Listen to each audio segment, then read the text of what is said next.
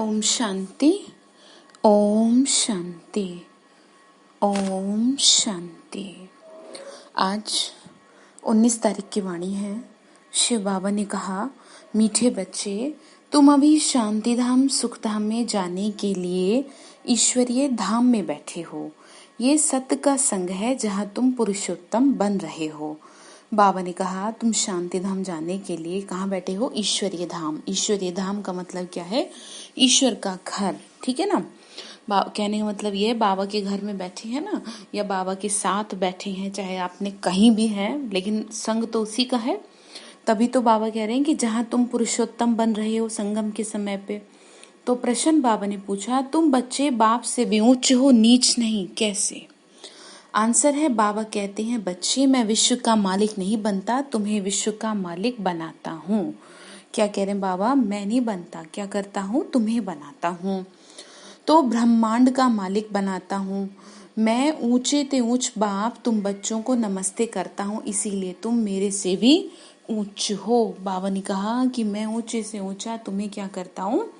नमस्ते करता हूँ। मैं तुम मालिकों को सलाम करता हूँ, तुम फिर ऐसा बनाने वाले बाप को सलाम करते हो। बाबा क्या समझा रहे हैं? बच्चे, मैं तुम्हें सलाम करता हूँ। सबसे पहले तो बाबा गुड मॉर्निंग कहते हैं ना, तभी तो हम रिप्लाई करते हैं और सुबह सवेरे उठाते हैं हमें।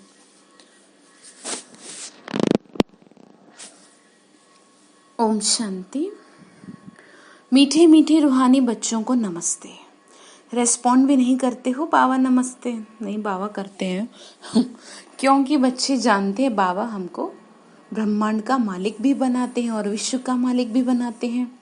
बाप तो सिर्फ ब्रह्मांड का मालिक बनते हैं, विश्व का मालिक नहीं बनते। बच्चों को ब्रह्मांड और विश्व दोनों का मालिक बनाते हैं। तो बताओ, बड़ा कौन ठहरा? बच्चे बड़े ठहरे ना।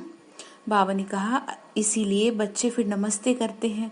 बाबा, आप भी हमको ब्रह्मांड और विश्व का मालिक बनाते हो, इसीलिए आपको नमस्ते। मुसलमान लोग भी मालिकम सलाम, फिर सलाम मालिकम कहते हैं ना। तो तुम बच्चों को ये खुशी है ना, जिनको निश्चय है, निश्चय बगैर तो यहाँ कोई आ ना सके। क्या समझा रहे बाबा? कि निश्चय बगैर तो कोई यहाँ आ नहीं सकता। जिनको निश्चय है वही आते हैं। यहाँ जो आते हैं ना, वह जानते हैं हम कोई मनुष्य गुरु के पास नहीं जाते, मनुष्य बाप के पास, टीचर के पास व गुरु के पास नहीं जाते। तुम आते हो रूहानी बाप, रूहानी टीचर और रूहानी सदगुरु के पास। वह मनुष्य तो अनेक हैं, ये एक है।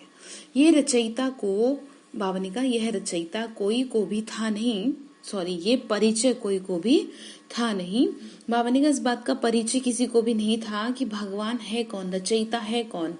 भक्ति मार्ग के शास्त्र में भी यही है कि रचता और रचना को कोई नहीं जानता। ना जानने के कारण उनको आर्फन कहा जाता है। बाबा ने कहा, भक्ति में भी नहीं बात पता इस बात का। किस बात का? कि भगवान कौन है, इसीलिए उनको क्या कह देते हैं? आर्फन, ठीक है ना। यानी कि एक तरह से जिसका कोई नहीं होता, निधन के, ठीक है। बाबा कह रहे हैं कि बच्चे, इसीलिए उनको क्या कह देते हैं? आर्फन कह देते हैं। फिर बाबा समझाते हैं।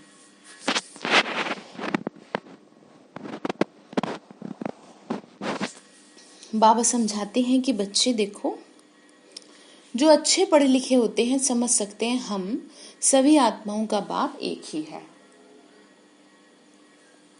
बाबा ने कहा, जो अच्छे पढ़े होते हैं ना, वो समझते हैं इस बात को कि परमात्मा तो केवल एक ही है।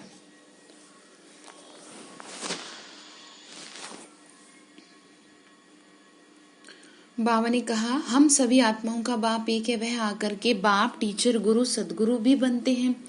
गीता में कृष्ण का नाम बाला है। गीता है सर्वशास्त्र शिरोमणि, सबसे उत्तम से उत्तम। गीता को ही माई बाप कहा जाता है, और जो भी शास्त्र हैं उनको माता पिता नहीं कहेंगे। श्रीमद् भगवत गीता माता गाई जाती है।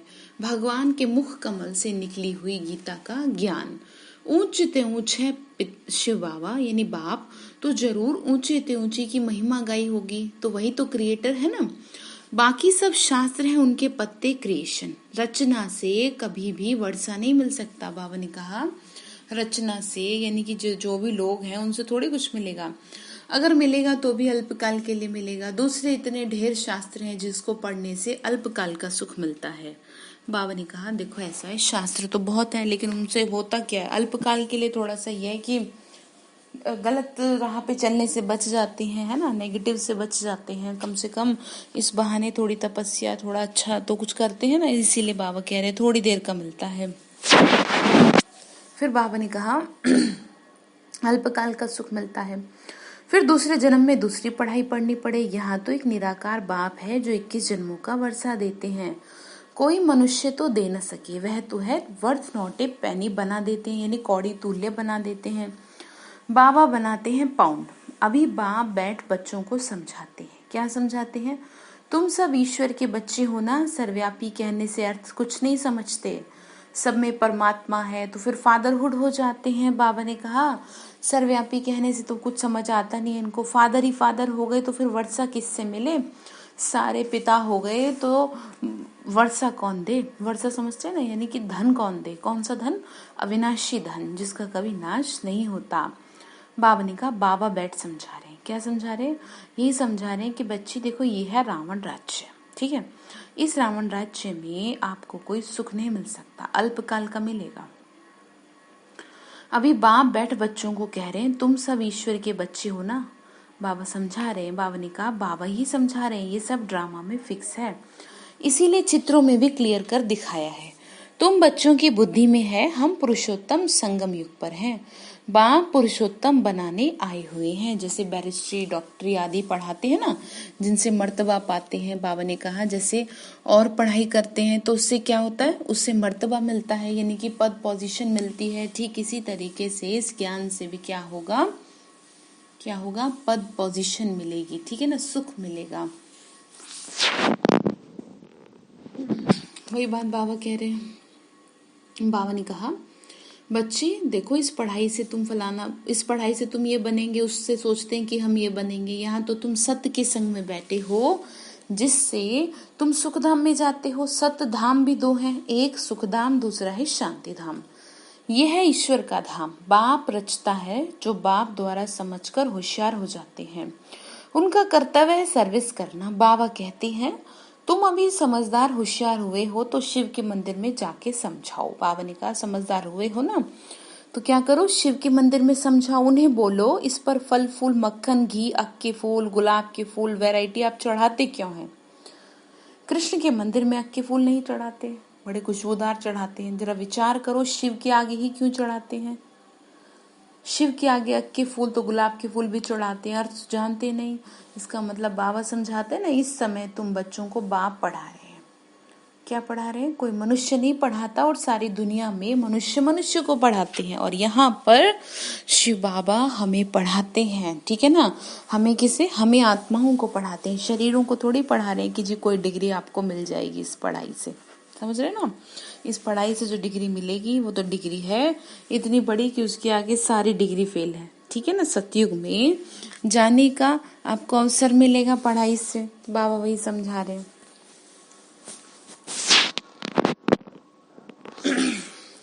बाबा ने कहा तुमको तो भगवान पढ़ाते हैं, मनुष्य को भगवान कदाचित नहीं कहा जाता। लक्ष्मी नारायण को भी भगवान नहीं, उनको तो देवी देवता कहा जाता है। ब्रह्मा विष्णु शंकर को भी देवी देवता कहेंगे। भगवान तो एक ही है, वह सभी आत्माओं का पिता है। सभी कहते हैं हे परमपिता परमात्मा, उनका सच्चा सच्चा नाम है शिव, और तुम बच्चे हो सालिग्राम। पंडित लोग जब रुद्र यज्ञ रचते हैं तो शिव का बहुत बड़ा लिंग बनाते हैं और सालिग्राम छोटे छोटे बनाते हैं। सालिग्राम किसको कहा जाता है? बाबा ने कहा सालिग्राम तुम्हें कहा जाता है, यानी तुम आत्माओं को कहा जाता है। और शिव किसको कहा जाता है? परमात्मा को। वह सभी का बाप है, हम सब हैं भाई भाई, कहते हैं ना ब्रदरहुड, इसीलिए समझाते हैं आत्मिक रूप से है, इस बात को पक्का कर लो। बाप के बच्चे हम भाई भाई हैं। फिर भाई बहन कैसे हुए? ब्रह्मा की वजह से भाई बहन हुए, प्रजा रची ना। वह हैं ब्राह्मण और ब्राह्मणियां, हम प्रजापिता ब्रह्मा की संतान हैं, इसीलिए बीके कहलाते हैं। अच्छा, ब्रह्मा को किसने पैदा किया? भगवान यानी शिव बाबा ने।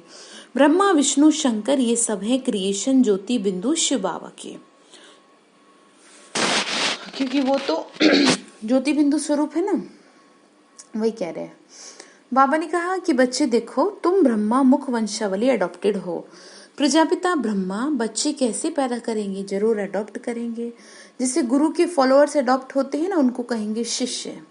तो प्रजापिता ब्रह्मा सारी दुनिया का पिता हो गया। उनको कहा जाता है great great grandfather. Prajapita Brahma तो यह चाहिए।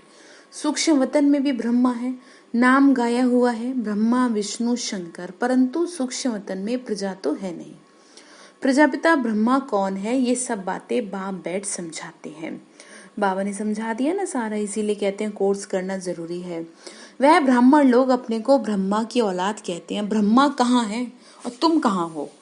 है तुम कहेंगे यहाँ बैठे हैं, वह कहेंगे होकर गया। यह फिर अपने को पुजारी ब्राह्मण कहलाते हैं। अभी तुम प्रैक्टिकल में समझ रहे हो। प्रजापिता ब्रह्मा के बच्चे आपस में भाई बहन हो गए। ब्रह्मा को अडॉप्ट किया शिव बाबा ने।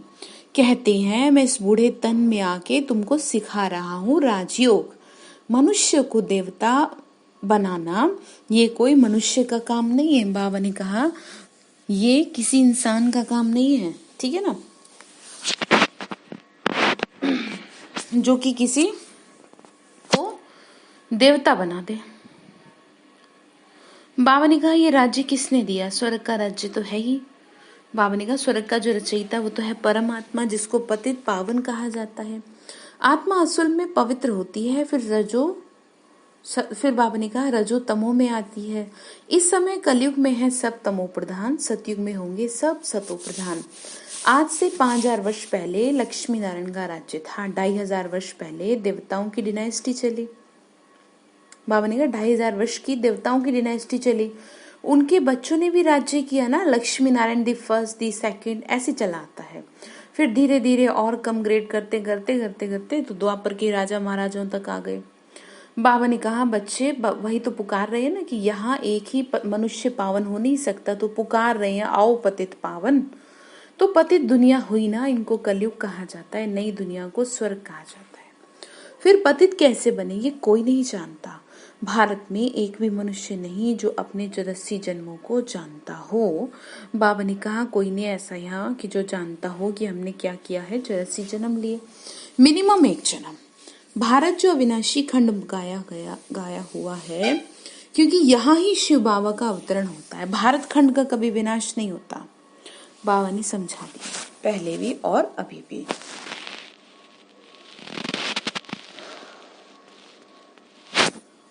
क्या समझा दिया है कि भारत का कभी विनाश नहीं होता, बाकी जो अनेक खंड है वो सब विनाश हो जाएंगे, भारत कभी खत्म नहीं होगा। धरनी को पावन होना है, इसीलिए पहले ही बताया था एटम बम अणुबम से कुछ नहीं होगा, प्राकृतिक आपदाओं से, वो भी अभी नहीं बहुत बाद में होगा। तो इसके लिए टाइम आपके पास है तो अपनी तैयारी कर लें, ज्यादा से ज्यादा अभ्यास करें आत्मा का। इस समय आदि सनातन देवी देवता धर्म प्रायलोप हो गया। कोई भी अपने को देवता नहीं कहते, क्योंकि सतो प्रधान पावन थे ना, अभी तो है नहीं। अभी तो सब पतित है।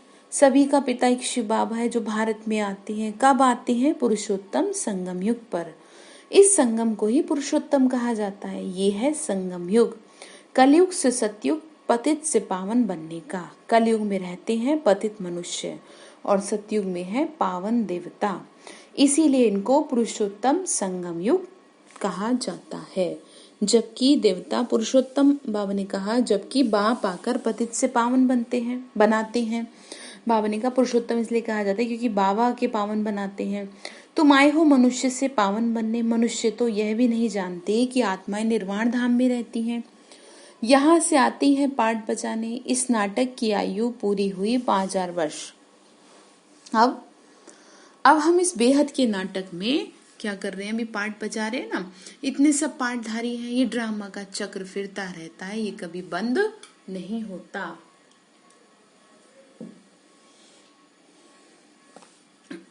बाबा ने कहा चक्र जो है ना फिरता रहता है।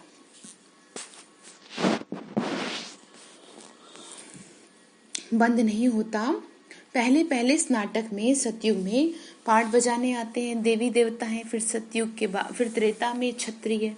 इस नाटक को भी जानना चाहिए, ये है कांटों का जंगल। कलयुग के बाद सतयुग। कलयुग में इतने ढेर मनुष्य हैं, सतयुग में कितने होंगे? बहुत थोड़े से देवी देवता होंगे। ये पुरानी दुनिया बदलनी है। मनुष्य सृष्टि से फिर देवताओं की सृष्टि होगी।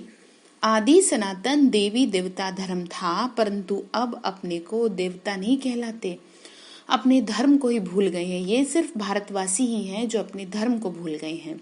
हिंदुस्तान में रहने के कारण हिंदू धर्म कह दिया, देवताएं तो पावन थे, ये है पतित, इसीलिए अपने को देवता कह नहीं सकते। बाबा ने कहा अभी तो सब क्या है, पतित है। अब बाप समझाते हैं, तुम ही पूज्य थे, तुम ही पुजारी, पतित बने हो, अब वापस मैं बना रहा हूं पावन। वह कह देते हैं आत्मा सो परमात्मा। यह है झूठा अर्थ, झूठी काया, झूठी माया। सतयुग में ऐसे नहीं कहेंगे। सचखंड की स्थापना बाबा करते हैं, झूठखंड फिर रावण बनाते हैं। ये बाबा ही समझा रहे हैं। आत्मा क्या है, परमात्मा क्या है, ये बाबा ने बताया है। बाबा कहती हैं तुम आत्मा बिंदी हो, तुम्हारे में 84 जन्मों का पाठ फिक्स है। हम आत्मा कैसी, ये कोई नहीं जानता। ये हम बस ये जानते हम बैरिस्टर हैं, फलाना है, बाकी आत्मा तो एक भी नहीं जानता। बाप ही आकर पहचान देते हैं तुम्हारी आत्मा में 84 का पार्ट है जो कभी विनाश को नहीं पाता। यही भारत गार्डन ऑफ फ्लावर था, सुख ही सुख था और अभी दुख ही दुख है। बाप नॉलेज दे रहे हैं इस बात की, ठीक है। अभी बाबा ने कहा फिर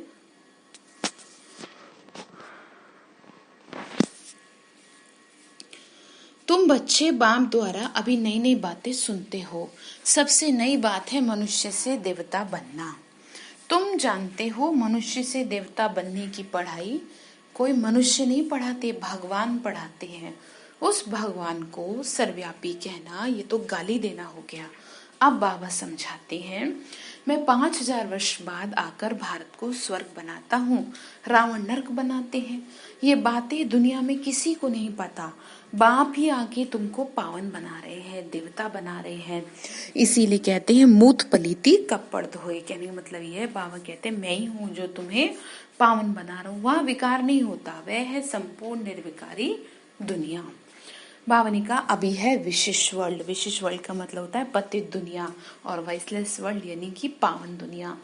हमको रावण ने पतित बनाया, परंतु जानते नहीं हैं। क्या नहीं जानते कि रावण कब आया, क्या हुआ था, किसने कंगाल बना दिया, कुछ नहीं पता। भारत 5000 वर्ष पहले कितना साहूकार था, सोने हीरे जवाहरातों के महल थे, कितना धन था। अभी क्या हालत है। सो सिवाय बाप के सिरताज कोई बना न सके। अभी तुम कहते हो शिव बाबा भारत को हेवन बनाते हैं। अब बाबा कहते हैं मौत सामने खड़ी है, तुम वानप्रस्थी हो, अब तुम्हें जाना है। कहाँ जाना है, घर जाना है, वापस जाना होगा। इसीलिए अपने को आत्मा समझो, आत्मा का पाठ पक्का करो, मामेकम याद करो तो सब पाप भस्म हो जाएंगे। मामेकम, ठीक है ना। मन ही मन मनाभव मामेकम, क्या करें, मन ही मन में याद करें, और याद करें कि कहाँ के रहने वाले थे हम। अच्छा, मीठे मीठे सिक्के लदे बच्चों प्रति माता पिता बाप दादा का याद प्यार और गुड मॉर्निंग। रूहानी बाप की रूहानी बच्चों को नमस्ते। हम रूहानी बच्चों की रूहानी माता पिता बाप दादा को नमस्ते नमस्ते नमस्ते। शिव बाबा नमस्ते। शुक्रिया बाबा, शुक्रिया बाबा, शुक्रिया। अच्छा, फिर बाबा ने क्या कहा, धारणा के लिए मुख्य सार है हम ब्रह्मा मुख वंशावली ब्राह्मण हैं। स्वयं भगवान हमें मनुष्य से देवता बनाने की पढ़ाई पढ़ा रहे हैं। इस नशे और खुशी में रहना। क्या कह रहे, इस नशे और खुशी में रहना। किस बात की चिंता, पुरुषोत्तम संगम युग पर पुरुषोत्तम बनने का पुरुषार्थ करना है। कोशिश तो करें खुद को अच्छा करने की। दूसरी पॉइंट है अभी हमारी वानप्रस्थ अवस्था है, मौत सामने खड़ी है, वापस घर जाना है। इसीलिए बाप की याद से सब पापों को भस्म कर लो, ठीक है। वरदान दे रहे शिव बाबा, रूहानी यात्री हूँ, ठीक है। मैंने एक वीडियो भेजी थी, गॉडली यूनिवर्सिटी जो ग्रुप है उसमें ट्रैवल परमधाम का जो ट्रैवल करके कुछ था, ट्रैवल टू परमधाम। आप उस वीडियो को ज्यादा से ज्यादा देखें, 1 बार 2 बार 10 बार, उससे आपको समझ में आएगा कि हमें करना क्या है। बार बार प्रैक्टिस हो जाएगी, फिर वही घूमेगा, है ना। उसको देखिएगा, जो मैंने आपको भेजी है, आपको बहुत हेल्प करेगी योग लगने में, जिसको भी योग में दिक्कत होती हो। तो शिव बाबा ने फिर आगे कहा वरदान में, रूहानी यात्री हूँ, इस स्मृति से सदा उपराम न्यारे और निर्मोही भव। बाबा ने क्या कहा? रूहानी यात्री हूँ। रूहानी का मतलब होता है रूह, है ना। रूह मतलब रूहानी वर्ड जो है रूह से निकला है, यानी परम धाम का यात्री हूँ, तभी तो ध्यान रहेगा ना। रूहानी यात्री सदा याद की यात्रा में आगे बढ़ते रहते हैं। यह यात्रा सदा ही सुखदायी है। जो रूहानी यात्रा में तत्पर रहते हैं उन्हें दूसरा कोई यात्रा करने की जरूरत नहीं। इस यात्रा में सब यात्राएं समाई हुई हैं। मन व तन से भटकना बंद हो जाता है। तो यही स्मृति रहे, हम रूहानी यात्री हैं। यात्री का किसी में भी मोह नहीं होता। उन्हें सहज ही उपराम न्यारे व निर्मोही बनने का वरदान मिल जाता है। आई बात समझ में? यही समझा रहे हैं कि क्या करें, बार बार प्रैक्टिस करें, ट्रेवल टू परम धाम। ठीक है।